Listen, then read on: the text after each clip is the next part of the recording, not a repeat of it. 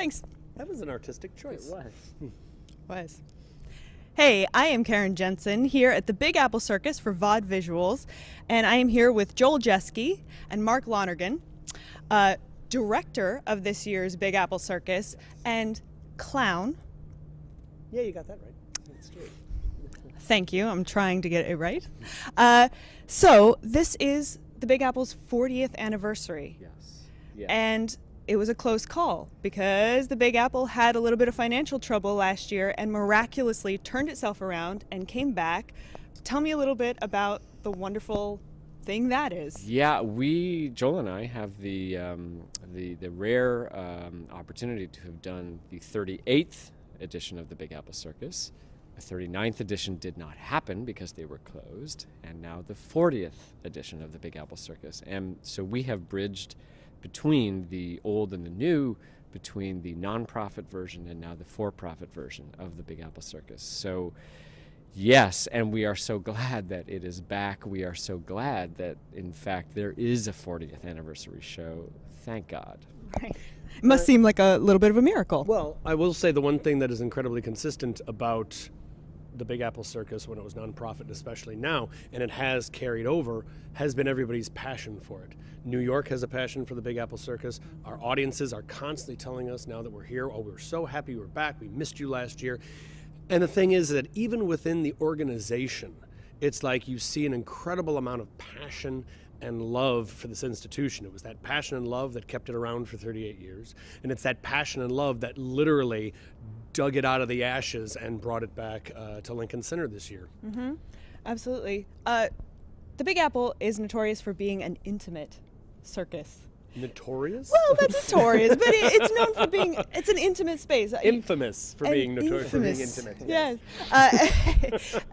You've worked bigger circuses, I imagine, Yes. three-ring circuses. Have you worked in that kind of setting? Joel is the one who really could talk to you about the difference between an arena or a gigantic circus and an intimate circus like this. Yeah, well, tell me a little about what this is like.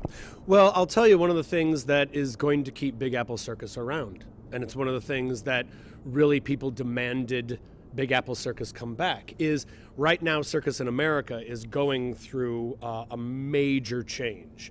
It's like you can see with technology, with the way people are getting their information, with popular culture and media, people are looking for experiences that affect themselves. They want to be involved. They want to be a part of it, whether they do it virtually, whether they do it in real life. People want to go someplace for a reason.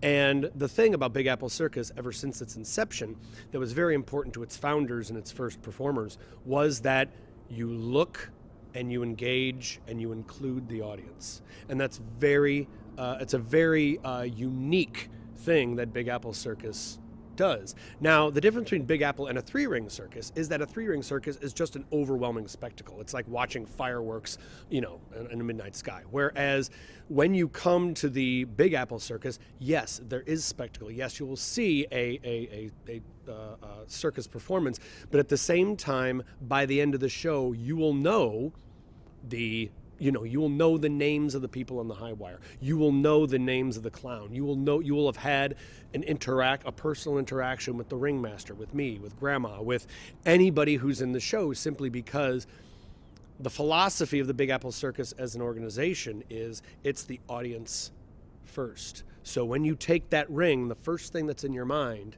is looking out and engaging them. And that's what makes Big Apple Circus a very unique institution. And at the same time, that's what our audiences love about it, is that they feel included. Yeah, absolutely. I can attest to that. Having seen the show, you're right up ringside. Directing a circus must be a very interesting job. Do you herd kittens on the side? What is the deal?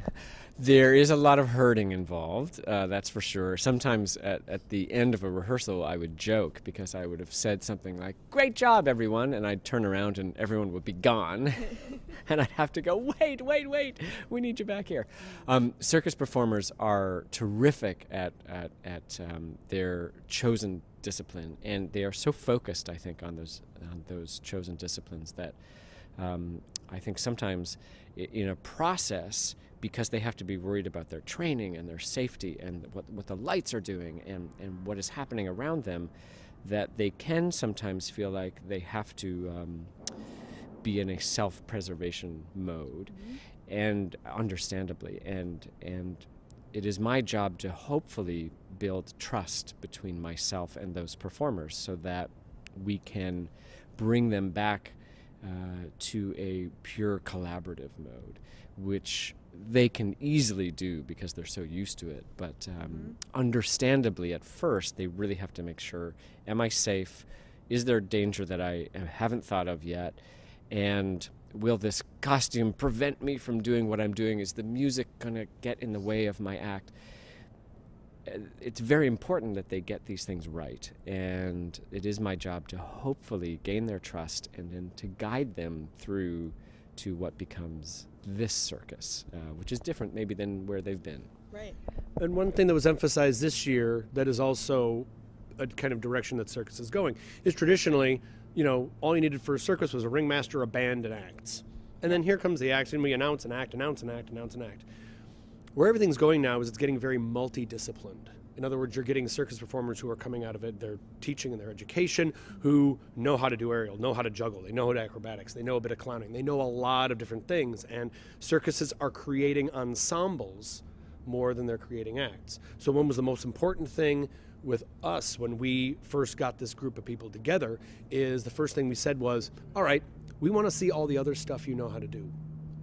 And that was the starting point. For example, the opening of the show is that it's like, yes, you might be a wire walker, but somebody knows how to juggle 9 rings.